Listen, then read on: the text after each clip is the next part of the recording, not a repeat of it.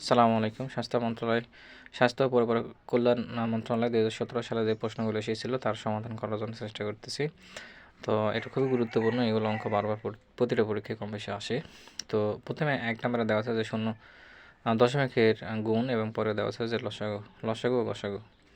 তো আমরা প্রথমটা যদি সমাধান করতে যাই বা করি, তাহলে দেখুন যে দশমিক সংখ্যাগুলো প্রকাশ করতে গেলে আমাদের এটা ভাগের যদি রূপান্তর করি, তাহলে দশমিকের জন্য আমাদের নিতে হবে ১।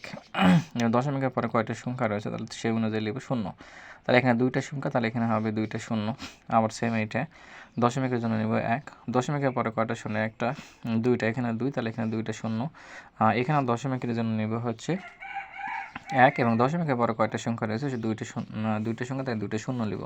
তো নেওয়ার পরে এখন আমরা যদি আবার দশমিকের এগুলা এখন যদি আমরা লব বা হরের সাথে গুণ করে দিই, তাহলে দেখুন, তাহলে আমরা যদি লিখি তাহলে হবে এরকম ২-এর ১০০ গুণন ১-এর ১০০ গুণন ১-এর ১০০ গুণন ৫-এর ১০০।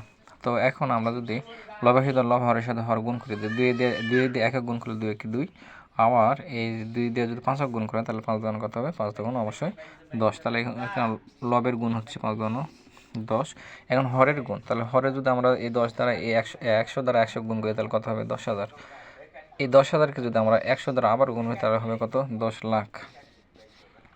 ১, ২, তাহলে ৫টা দিলে আমরা ১০,০০,০০০ হয়ে যাচ্ছে। তাহলে যদি আমরা ১০ দ্বারা এটাকে ভাগ করি তাহলে আমাদের কত হচ্ছে?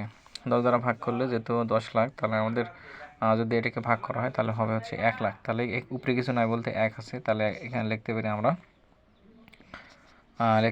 যে ১-এর ১,০০,০০০। তো এখন আমরা যদি এইটাকে ভাগ করি তাহলে ভাগফল কত আসবে আমরা একটু দেখি।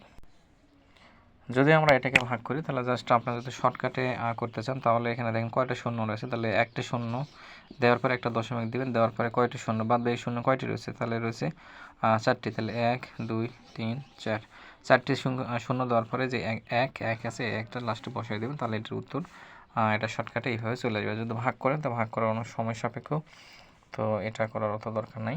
তারপরে আমরা পরের অঙ্কটা একটু করব।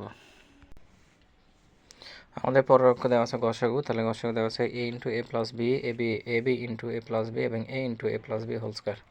তাহলে এখানে আমাদের যদি বলছে যে গসাগু করো, তাহলে গসাগু আমরা জানি যে গসাগু যেগুলো মিলবে, যেগুলো কমন, এইগুলো আমাদের গসাগুতে আসবে। তাহলে দেখি কী কী কমন রয়েছে। তাহলে প্রথমে এটাতে আছে a × a + b, পরেরটাতে আবার দ্বিতীয়টাতে আছে হচ্ছে কি দ্বিতীয়, তাহলে a b, এটাতে রয়েছে a + b। তৃতীয় কি রয়েছে? তৃতীয়তে রয়েছে হচ্ছে a × a + b whole square. তাহলে a + b হোল স্কয়ার যদি থাকে, দেখো a + b হোল স্কয়ার, তাহলে এখানে যেহেতু ভিতরে উপরে 2 মানে ভিতরে a b মানে a + b 2 বার আছে, তাহলে আমরা এটা 2 বার লিখতে পারি। এভাবে ভাঙে যদি লেখা হয় তাহলে এরকম হবে। তো এখন দেখুন যে গসাগুর সময় যেগুলো সবচেয়ে কম, যেগুলো কমন, এইগুলো আমাদের নিতে হয়। তো দেখুন এখানে a রয়েছে, এখানে a রয়েছে, এখানেও a রয়েছে, তাহলে আমরা একটা a কমন আসবে। এখানে a + b, এখানে a + b, তাহলে এখানে আসবে হচ্ছে একটা a + b। এছাড়া দেখুন যে এখানে a + b আছে কিন্তু অন্যগুলোতে নাই, এখানে b আছে কিন্তু বাদবাকি দুইটাতে নাই, তাহলে আমাদের ওইগুলো আসবে না, যেগুলো কমন আছে এগুলোই গসাগুতে আসবে। তাহলে গসাগু উত্তর এটাই।